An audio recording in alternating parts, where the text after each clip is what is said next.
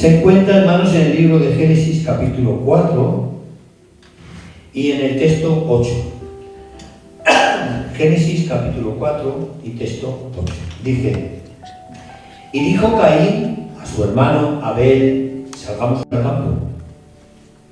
Y aconteció que estando ellos en el campo, Caín se levantó contra su hermano Abel y lo mató. ¿Cuánto da la gloria a Dios? Esta es la palabra del Señor. La vuelvo a repetir, dice: y dijo Caín a su hermano: salgamos al campo. Y aconteció que estando ellos en el campo, Caín se levantó contra su hermano y lo mató. ¿Le podemos dar un aplauso a esta palabra del Señor?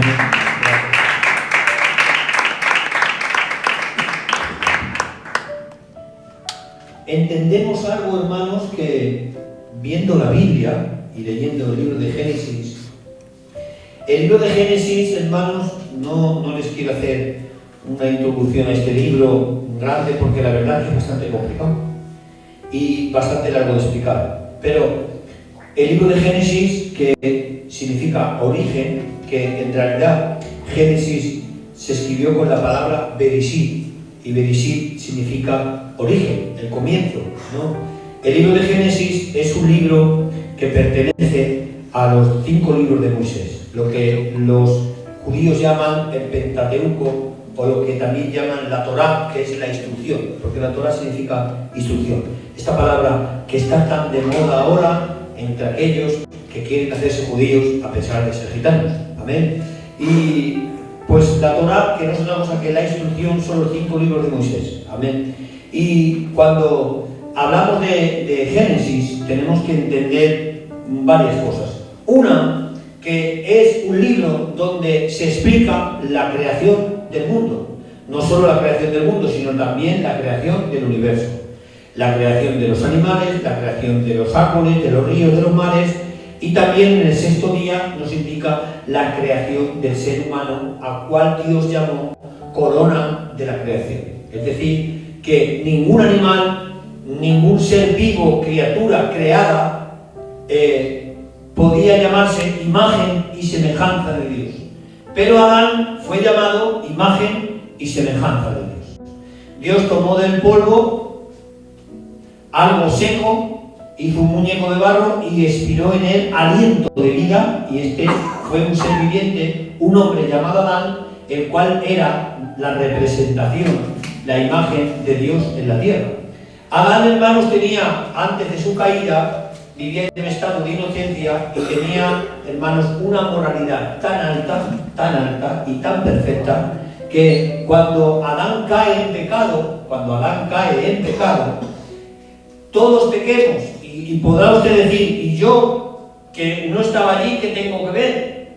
Si yo no estaba allí, si yo no había pecado, ¿qué culpa tengo yo de que Adán, que es el abuelo de todos, dijéramos, el padre de todos, la cabeza federal de la creación, porque él, su pecado, me afectó a mí? Y esto hay que entenderlo desde esta óptica que les voy a explicar. Si el hombre más perfecto en moral y más cerca de Dios cayó delante de la presencia de Dios, ¿cómo no vamos a caer nosotros? Eso es lo que nos enseña el libro de Génesis. El hombre con la moral más perfecta ha caído estando en comunión directa con Dios y se ha revelado delante de los ojos de Dios y en rebelión abierta. Si él hizo eso, ¿qué nos vamos a hacer nosotros en este mundo lleno de pecado? Porque Adán no tenía lo que usted tiene a su alcance. Este mundo que está, perdonadme por esta frase, corrompido, lleno de pecado por todos los sitios, y Adán no. Adán estaba él, Dios creó a su mujer, y de esta pareja nacen todos los seres humanos. Tenemos que entender algo para entender el libro de Génesis, y no me quiero meter mucho más porque si no nos liaríamos. En el libro de Génesis el tiempo comienza cuando en la Biblia se escribe la tarde, la mañana y el día. Dentro de la naturaleza de Dios o de la existencia de Dios hay hay dos maneras de medir el tiempo, y una no se mide y la otra sí. Es decir, que cuando Dios existía o autoexistía solo Él en la eternidad, no había tiempo. lo que nosotros conocemos como tiempo o línea de tiempo, es decir, que estamos en el presente y vamos hacia el futuro, pero no podemos ir hacia el pasado, estamos limitados en el espacio y en el tiempo, y hay días, hay estaciones, hay años, hay meses, hay semanas, ¿no? Todo esto se conoce como el tiempo cronos. La palabra cronos es un vocablo griego que viene también, como ustedes saben, de cronómetro, es decir, cuando se empieza a medir el tiempo. Pero antes de que Dios creara el tiempo, había un estado que se llama kairos, y la palabra kairos significa que en su naturaleza Dios no tenía ninguna limitación, ni pasaban los años por él, ni había un día menos o un día más, simplemente autoexistía en la eternidad y en suficiencia. Esto, hermanos, es muy difícil de entender quizás con nuestra mente humana, pero en resumen y en líneas generales significa que cuando Dios creó el mundo y decía la tarde, la mañana y el día, significa que comenzó los días, las estaciones, los meses y los años. Y que cuando Adán lo crea, el lapso de tiempo que hay, que está solo, no lo sabemos. Lo que usted lee en el capítulo 1, texto 1, con el 3, no sabemos el tiempo que ha pasado. ¿Cuántos años estuvo solo Adán, solo sin mujer? No lo sabemos. ¿Cuántos años pasó mientras vivían juntos hasta que pecó Eva y arrastró a su marido? Tampoco lo sabemos. Pero sí sabemos que desde Génesis hasta nuestros días han pasado 6.000 años. Eso sí lo sabemos. ¿Pero significa esto que la Tierra tiene 6.000 años? No, tampoco lo sabemos. ¿Por qué? Porque lo que empieza la Biblia sí tiene 6.000 años, pero lo otro no lo sabemos.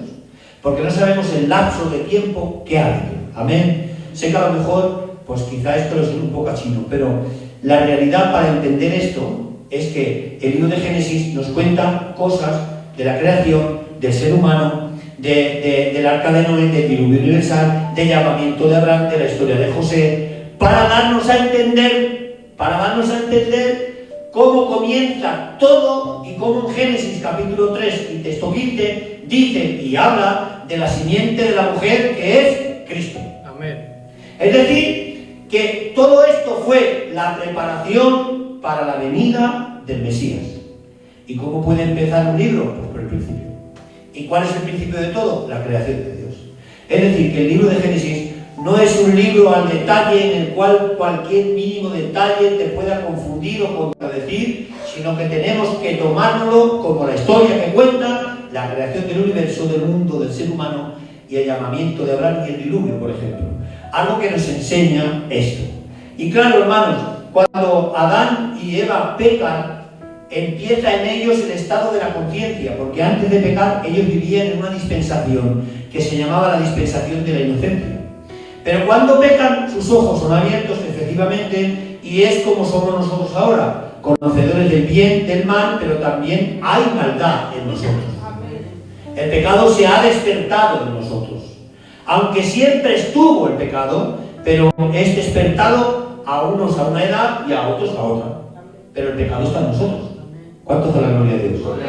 Claro, hermanos, pasa esto, ocurre esto y ocurre algo maravilloso. Es que cuando ellos pecan, y ahora verán por qué voy a este texto, cuando ellos pecan, dice la Biblia, que cuando pecaron se cubrieron con hojas de higuera. Pero Dios los cubrió con pieles. Y Adán entiende que cuando el hombre peca, lo que no debe hacer es cubrirse con hojas de higuera, que simboliza o significa apariencia. Es decir, esconder tu pecado. Eso no agrada a Dios. ¿Y qué es lo que agrada a Dios? Si Dios los cubrió con pieles, esas pieles pertenecían a animales. Es decir, que Dios fue el primero que hizo un sacrificio. Y Adán entiende que lo que agrada a Dios para el perdón de pecados no es intentar tapar los pecados, sino confesarlos y hacer un sacrificio. ¿Y de qué era tipo ese sacrificio? Perfectamente de Cristo. ¿Sí o no? Amén. Es decir, que hubo un tiempo donde había sacrificios que cubrían el pecado, no lo quitaban, y era una sombra o un prototipo del sacrificio perfecto venidero que tenía que venir, llamado Cristo Jesús. Por eso dice la Biblia en Hebreos capítulo 11 que Adán recibió por la fe hacer mejor sacrificio. ¿Por qué viene la fe? Por el oír. Entonces alguien le tuvo que predicar a Abel, alguien le tuvo que explicar qué era lo que agradaba a Dios. ¿Y quién se lo explicó? No había otro, Adán. Adán le cuenta cómo ellos pecaron y que se dieron cuenta que lo que agrada a Dios es un sacrificio. Y ahora Caín ofrece el fruto de la tierra que está maldecida, y el fruto de su trabajo a Dios. Dos cosas malas. Tierra maldita, fruto de su trabajo. Dos cosas que no se pueden ofrecer a Dios. Pero Abel recibe de Adán un mensaje, él lo cree y por la fe ofrece lo mejor de sus corderos. Amén. Lo mejor de su ganado, las primicias. Amén. Y dice la Biblia, y Dios miró con agrado la ofrenda de Abel, pero se ensañó con Caín. Y Caín se enfada y dice, tú y tu hermano, lo que estaba diciendo Dios tío Jesús, tú y tu hermano habéis oído lo mismo, pero tú has decidido no hacerlo. Por eso dice, si bien hicieres, bien recibieres, pero que sepas que el pecado está a la puerta. ¿Dónde está el pecado? A la puerta. Amén. ¿Y qué pasa? Que como le tiene envidia, se convierte en el primer homicida de la historia, matando precisamente a su hermanico de su corazón.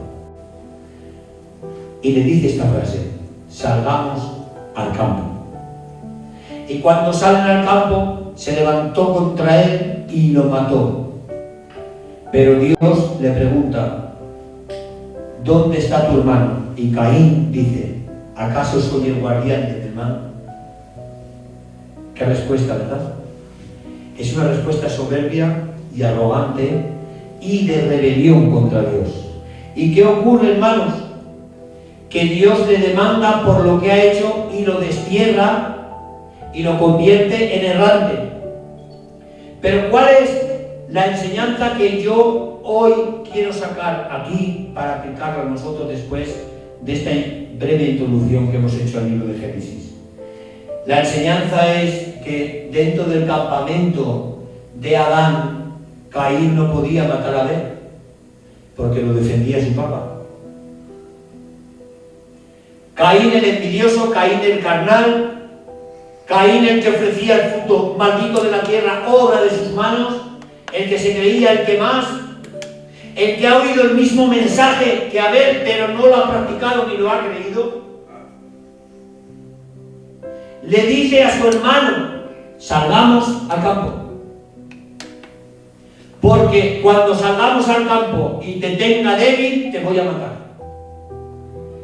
Asesinato premeditado, envidia y ensañamiento. Pero es que dentro del campamento de Adán, Caín no podía matar a su hermano, porque estaba Adán. ¿Por qué le pide salir? Porque cuando sale del campamento está débil. Hermanos, Caín representa nuestra carnalidad. Gloria a Dios.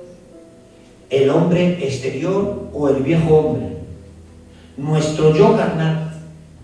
Y Abel representa nuestra espiritualidad, nuestro hombre interior o el yo espiritual.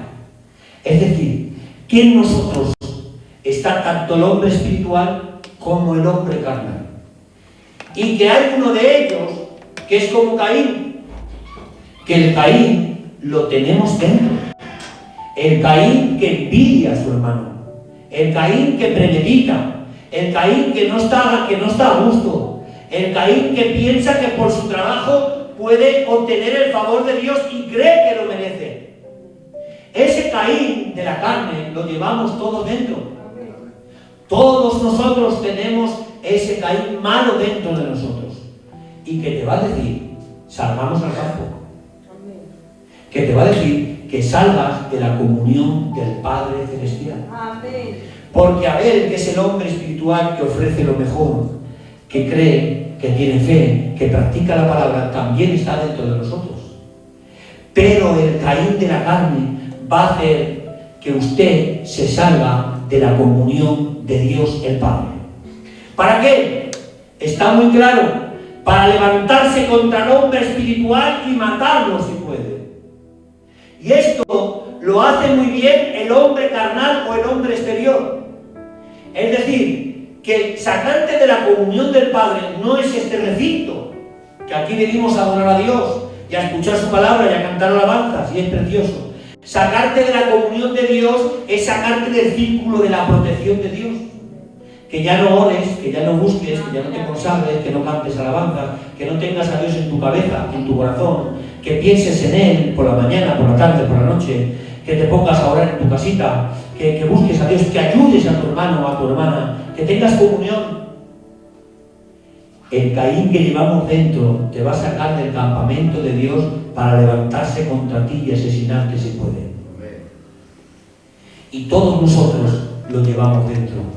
Y cualquiera de nosotros puede rebelarse contra nuestro hombre espiritual y asesinarnos si puede. Por eso, el Caín que tenemos dentro no le gusta ni los viernes ni el domingo venir al culto. Le gusta irse a otras cosas. ¿Para qué? Para que te enfríes. Amén. Y cuando te enfríes y estés débil, si hay algo que tiene, es paciencia. Hermanos, Él tiene mucha paciencia, va a esperar el momento donde tu carne te va a traicionar. ¿Sabes qué dice el libro de Santiago? Algunos dicen que son tentados por Satanás, pero muchos son tentados por su concupiscencia. Es decir, por el deseo de su carne. Amén. Porque hay dos maneras de ser tentado. La tentación que sufrió Adán fue una tentación exterior, fue el diablo quien los tentó. Pero hay una tentación interior, la cual nuestro Caín, nuestra carne, se levanta y te ofrece el fruto de la carne para que usted traicione a Dios y se separe de Dios. Y el Caín malvado que llevo dentro me dice que no hace falta orar tanto y que tengo que vivir la vida. Y el Caín que llevo dentro me dice que no hace falta que venga todos los días al culto, que con que venga un día me sobra. El Caín que llevo dentro te va a decir que en vez de estar leyendo la Biblia, pues te pongas a ver otra cosa y que inviertas tu tiempo en otras cosas que no traen beneficio a tu alma. Pero la vez que llevas dentro te dice que ores, que busques a Dios, que leas la Biblia, que cantes alabanzas al Señor y que te levantes por la mañana y presentes el día al Señor y le des gracias porque has visto un nuevo día y Dios lo ha permitido que estés. Gloria a Dios. Ese es el haber que llevamos dentro. Pero mira, como el Caín que tienes dentro te logre sacar de la comunión de Dios, no lo subestimes, porque como te creas que tú le puedes vencer, como te saques del campamento te va a derrotar, te va a vencer. Como te saque de la comunión de Dios, te va a derrotar porque te vas a enfriar y vas a estar en el día malo desprotegido y no vas a poder hacer frente. Y luego te va a costar muchísimo, porque el Caín malo te va a decir: eres muy malo, eres muy pecador, no te va a perdonar el Señor después de tantas, te vas a ir al infierno. Eso es lo que te va a decir. Pero el Abel que llevamos dentro le gusta darle lo mejor. ¿Qué ofrecía Abel? Lo mejor de su ganado, las primicias, el cordero más bonito, el más rico, el que mejor tenía, decía: para el Señor. Pero ¿por qué lo haces, Abel? Porque tengo fe, dice Hebreos 11. Por la fe recibió hacer mejor sacrificio. Es decir, que nosotros, por la fe, hemos recibido hacer un mejor sacrificio. ¿Cuál es este sacrificio? Es muy fácil. Hay cosas que tenemos que sacrificar. Amén. Hay cosas que tenemos que sacrificar por seguir al Señor. Y tú dirás: pero hombre, ¿cómo puedo? Pablo dijo: todo lo tengo por basura por ganarlo de Cristo. Amén. Realmente, hermanos, y ya me perdonaréis sobre todo los más ancianos, este mundo es un basurero. No hay nada bueno. Lo bueno es lo que ha preparado el Señor. Pues si tienes todo por basura por ganarlo de Cristo, no te importará hacer un sacrificio. Y si tienes que sacrificarte, te sacrificarás. Pero digo algo, Pedro, sin sacrificio no hay victoria. Amén. No hay victoria. Si no hay sacrificio, no hay victoria. Amén. Entonces, pastor, dentro de mí está el Caín carnal, que no le gusta el culto, que no le gusta, que solamente, bueno, ya está, y que le gustan las cosas del mundo. Pero dentro de mí también está el Abel espiritual, que sí le gusta el culto, que le gusta la oración, que le gusta la alabanza, que quiere leer la Biblia, que quiere conocer cosas de Dios y acercarse a Dios. ¿Y cuál de los dos crecerá más? Pues al que más alimentes. Amén. Al que más le des de comer, ese crecerá y se hará grande. Pero el Caín se alimenta de las cosas del mundo y Abel se alimenta con las cosas de Dios. De lo que hagas más en tu vida diaria, así crecerá uno u otro. Amén. Pero te conviene que el hombre interior, el hombre espiritual, el Abel que llevamos dentro, crezca para que no sea asesinado por nuestra carne. Amén. ¿Cuántos da la gloria a Dios? ¿Cuántos dicen un fuerte aleluya? Aleluya. Ahora todo esto que he dicho, me gustaría explicarlo por la Biblia, ¿no? Porque es una analogía que he hecho, pero ¿cómo en la Biblia queda refrendado o justificado lo que yo he dicho? Bueno, pues fíjense ustedes, desde Abel al texto que voy a leer han pasado más o menos 4.000 años. Pedro, 4.000 más o menos. 4.000 años han pasado para que un hombre, apóstol del Cordero, escribiera lo siguiente en Romanos capítulo 7 y texto 21. El texto del capítulo 7 es una bomba de relojería, pero yo voy a leer solo a partir del 21. Se lo recomiendo en su casa, leer el capítulo 7 y van a entender por qué el apóstol Pablo, he dicho 4.000 años después, explica lo siguiente. Dice el 21, así que, queriendo yo hacer el bien, hallo esta ley, el mal está en mí. Qué bueno, El apóstol Pablo, no es por nada, pero el apóstol Pablo a día de hoy seguramente habría gente que lo adoraría. Caerían en el error de adorarlo porque es el mismo que dijo, tengo en mi cuerpo las señales de Cristo. Y ya no vivo yo, vive Cristo en mí. Amén. Es ese mismo que dice, no sé si en el cuerpo o fuera del cuerpo, pero he estado en el paraíso. Es ese mismo que dice, de tantas revelaciones que he recibido, Dios ha permitido que tenga un hijo de mi carne para que no me suba el orgullo. Es ese, el que con los paños que se secaba el sudor, se lo daban a endemoniados y se liberaban. Es ese, que estamos hablando, es Pablo, dice. Así que, queriendo yo hacer el bien, Pablo, ¿cuántos quieren hacer el bien? Amén. Todos, ¿verdad? Amén. Queriendo yo hacer el bien, hallo esta ley, el mal está en mí. Esto dice Pablo, dice, porque según el hombre interior, a ver, me deleito en la ley de Dios, pero veo que hay otra ley en mis miembros que se revela contra la ley de mi mente y que me lleva cautivo a la ley del pecado que está en mis miembros. Y dice, miserable de mí, ¿quién me librará de este cuerpo de muerte? Si usted lee el capítulo 7, Pablo dice, quiero hacer el bien, y yo sé que con mi mente quiero hacer el bien, pero parece ser que hay una lucha entre el hombre interior y el hombre exterior, entre el hombre espiritual y el hombre carnal. Y parece ser que yo, queriendo hacer el bien, lo que quiero hacer bien no lo hago, y el mal que no quiero, eso hago. Eso dice el capítulo 7. Y llega a la conclusión en el 21, que por eso se lo he leído, que yo, queriendo hacer el bien, hallo esta ley, el mal está en mí. Se ha dado cuenta que dentro de él hay un Caín que no le gusta la ley espiritual de Dios y que se rebela contra todo lo de Dios. Esto es lo que entiende Pablo llegando a la madurez de un hombre de estatura, de varón perfecto. Y termina diciendo en el 24, que es muy famoso este texto, miserable de mí, ¿quién me librará de este cuerpo de muerte? No sé si usted lo ha notado, pero ha hablado de muerte. Igual que Abel fue matado por su hermano Caín, es decir, cuerpo de muerte. ¿Por qué dice cuerpo de muerte? No sé si ustedes algunas veces han pensado o han meditado en este texto. ¿Por qué Pablo dice cuerpo de muerte? ¿Por qué le llama a este cuerpo cuerpo de muerte? Porque dice la Biblia que cuando el hombre pecó, en el libro de Corintios, entró en nosotros el pecado y la muerte. Es decir, que la consecuencia del pecado en el hombre es la muerte. Por eso morimos, por eso envejecemos, por eso enfermamos, porque el pecado dejó una secuela en nosotros.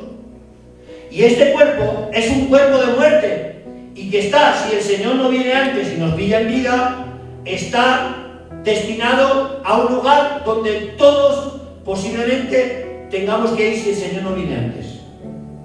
Es decir, que este cuerpo está destinado a la muerte a causa del pecado y de nuestra rebelión. Y Pablo dice que este cuerpo, que es un cuerpo de muerte, se rebela contra el hombre interior. ¿Cuántos da la gloria a Dios? ¿Cuántos dicen un fuerte aleluya? Entonces, según el apóstol Pablo, entendemos que dentro de nosotros hay una lucha continua y que nuestro enemigo está dentro de nosotros. Spurgeon dijo, era bueno este hombre, dijo: mi peor enemigo está debajo de mi sombrero. Llevaba un sombrero el señor así, grande, y decía que su peor enemigo estaba debajo de su sombrero, que estaba diciendo que su enemigo era él mismo. Un día un gitanico, y lo digo para que sonriáis un poco, un día un gitanico dijo: mi peor enemigo duerme conmigo. Y dijo un gitano: es verdad, mi mujer también. Se pensaba que lo decían por su esposa, pero no, el gitanico estaba diciendo que era él su enemigo, no su esposa. Y estos gitanicos dijeron: es verdad, mi mujer también. No, nuestro peor enemigo no son las hermanas, somos nosotros mismos. Nosotros somos los que nos escalabramos, los que nos echamos a perder, los que nos desviamos, los que nos hacemos perezosos. Somos nosotros. ¿Por qué? Porque estamos en un cuerpo de muerte. Perdonadme, con todo el respeto del mundo, sobre todo de los mayores, la cabra tira al monte. Nuestra carne tira el pecado, le gusta el pecado. ¿Por qué pecamos? No es una revelación, lo que voy a decir, porque nos gusta. Pastor, ¿te gusta el pecado? No quisiera, pero el pecado nos gusta. Nos gusta el pecado. ¿Por qué? Porque estamos en un cuerpo de muerte y de pecado. Bendito sea el nombre del Señor. Entonces, ¿qué remedio me das, pastor, para que el hombre espiritual se apodere de mí y el hombre carnal sea sometido?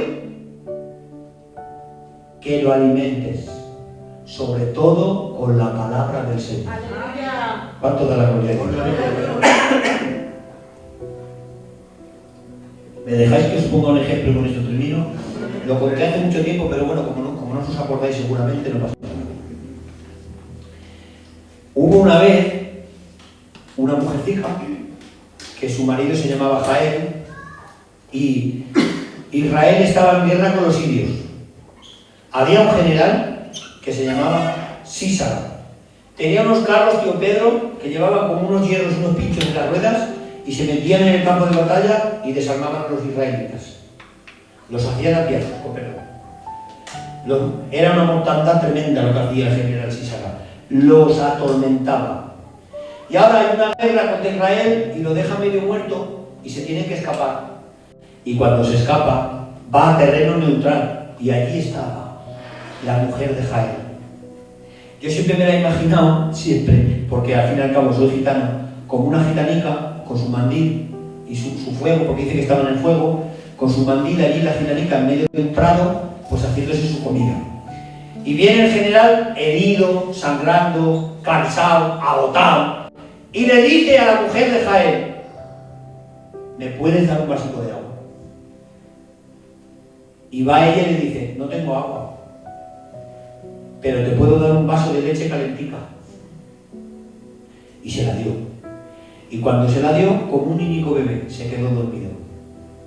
Y cuando lo vio en el suelo, dijo: este es el enemigo de los hijos de Israel. Cogió una estaca de madera, como si fuera un vampiro, un martillo, se lo puso en la sien, le pegó semejante golpe que lo pasó de lado a lado y lo clavó en el suelo. Salió gritando a los hijos de Israel y le dijo: Jehová ha entregado en vuestra mano a vuestro mayor enemigo. Lo que no consiguieron todos los valentones lo consiguió la mujer con una estaca y un martillo. Mira, todos nosotros, todos los que estamos aquí, dentro de nosotros tenemos ese general malo. está dentro de nosotros que nos quiere asesinar, que nos busca la ruina, que nos busca problemas, que a veces queremos y no podemos, y se levanta una vez, y parece que lo tenemos arrinconado, y se vuelve a levantar. Y ha venido a esta tienda, aquí, y ahora está en tu mano. Si la mujer le da agua, se espabila y pelea. Por eso se dice al enemigo, ni agua. Le dio leche caliente para que se durmiera. ¿Sabes qué dice la palabra? Desead como niños la leche de su palabra sin adulterar. Porque la leche es un prototipo de la palabra de Dios. Entonces, ese general malo está dentro de mí. ¿Y cómo tengo que hacer para que se duerma? Dándole la palabra del Señor. Amén. No dándole lo que Él me pide, sino lo que Dios demanda. Amén. Porque como al viejo hombre le des lo que pide, te buscará la ruina. Pero una vez que esté dormido, no te tiemble la mano, crucifícalo. Aleluya. Crucifícalo. Para que nazcas nueva criatura en Cristo Jesús. Por eso dice la Biblia, crucificados juntamente con Cristo y resucitados juntamente con Él. Aleluya. Si puedes, acaba con Él. Para que llegues a la estatura de Pablo. ¿Qué dijo Pablo? Ya no vivo yo. El Pablo, malo, carnal, que hablaba aquí y decía que quería hacer lo bueno y no podía, ha llegado a una talla que ha dicho, el Pablo se ha muerto, ya no vive, ahora vive Cristo en mí. Amén. Es difícil llegar a eso. Es difícil, lo entiendo. Pero esa tiene que ser nuestra meta. Llegar a la estatura de varón o de mujer perfecta en el Señor. Amén. ¿Y cómo lo podemos hacer? Al viejo hombre crucificado. Duérmelo y si puedes, acaba con él. Pero que sepas que de vez en cuando se despierta y se levanta contra ti como hizo Caín con Abel. Cierra tus ojos en esta hora.